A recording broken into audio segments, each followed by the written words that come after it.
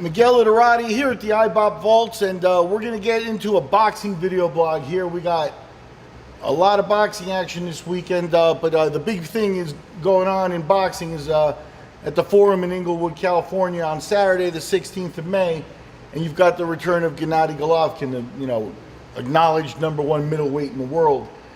He's facing WIllie Monroe Jr. WIllie Monroe Jr. is at 19-1. Good fighter, won ESPN2 Boxino tournament last year, recently beat Brian Vera at the beginning of this year. It's a huge step-up fight for him. Golovkin's coming in at minus 4,400 as a favorite. Monroe Jr. plus 2,200.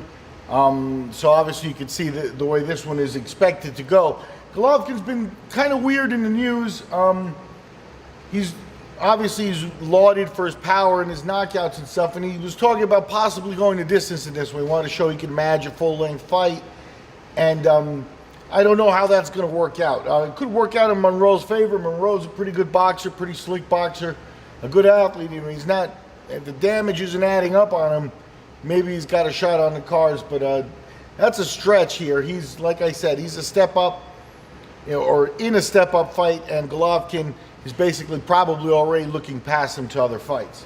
Also there on the undercard, you've got a real interesting little fight between Roman Gonzalez, flyweight world champion, defending against veteran Edgar Souza.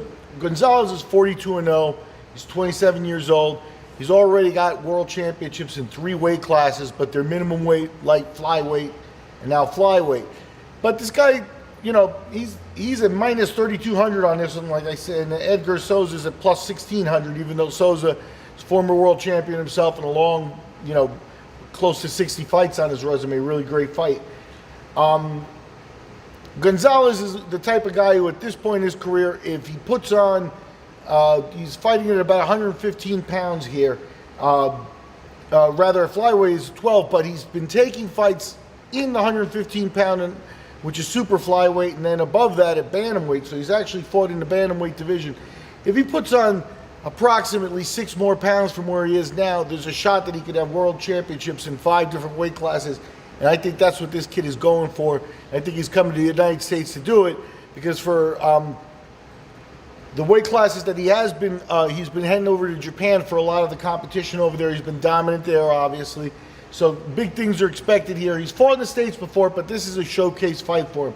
So you got a couple world championships on the line, a couple of really top-notch pound-for-pound fighters in Golovkin and Gonzalez on the card. Basically, for you to take a look at them here, they're in crush matches for all purposes.